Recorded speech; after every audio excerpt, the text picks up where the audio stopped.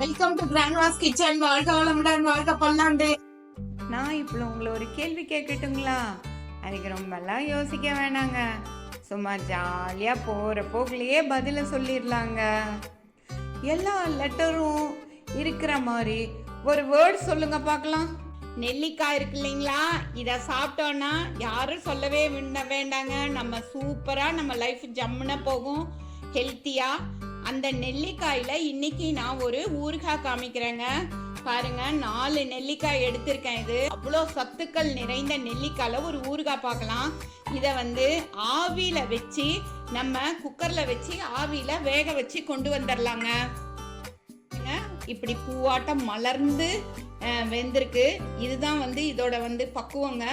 நல்லா இப்படி பூவாட்டம் மலர்ந்து வேகணுங்க. குக்கரில் ஒரு 3 சவுண்டு விட்டால் நம்மளுக்கு கரெக்டாக இருக்கும். இது மாதிரி அதில் உள்ள சீடை நம்ம எடுத்துடலாம். எடுத்துட்டு இது மாதிரி சொலையாக வருங்க. அந்த சொலையெல்லாம் இப்படி தனியாக எடுத்து வச்சுக்கலாம். எடுத்து வச்சுக்கிட்டு பாருங்க, இது அப்படி தனித்தனியாக சொலையாக வருது. அது உள்ள சீடை மாத்திரம் எடுத்துடலாம். ஈஸியாக வரும்.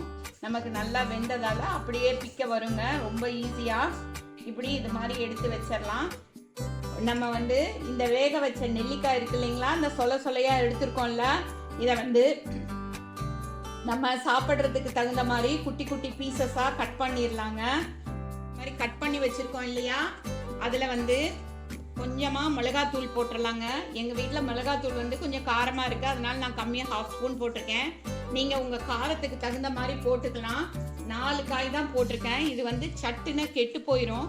ஃப்ரிட்ஜில் வச்சா ஒரு 15 டேஸ் யூஸ் பண்ணலாம். அதனால நீங்கள் ஒரு 4 காயாக போட்டு இது மாதிரி எடுத்துக்கலாம். நான் ஆல்ரெடி இந்த ஊறுகாய்க்கெல்லாம் போடுற பவுடர் நம்மளோட கிராண்ட்மாஸ் கிச்சனில் சொல்லியிருக்கேன். அது வேற ஒன்றும் இல்லைங்க, பெருங்காயத்தூள், மல்லித்தூள், மஞ்சத்தூள் இதெல்லாம் கலந்த பவுடர் தான்.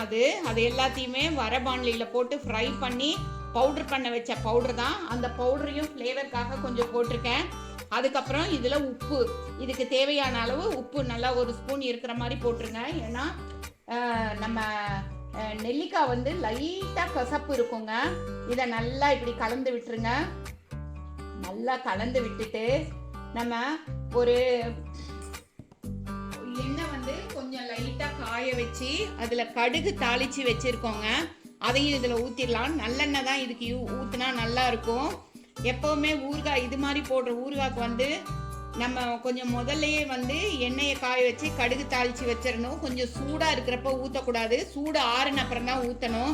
இப்படி ஊற்றிட்டோம்னா நம்மளோட நெல்லிக்காய் ஊறுகாய் சூப்பராக ரெடி ஆயிடுச்சுங்க. இது தயிர் சாதத்துக்கும் தொட்டுக்கலாம், தோசைக்கும் தொட்டுக்கலாம், சப்பாத்திக்கும் தொட்டுக்கலாங்க. ஒரு சூப்பரான சுவையான நெல்லிக்காய் ஊறுகாய் நம்மளுக்கு ரெடி ஆயிடுச்சுங்க. வாயில் போட்டு பார்க்கலாம். சப்போஸ் காரம் உப்பு ஏதாவது பத்தலைன்னா ஆட் பண்ணிக்கலாங்க.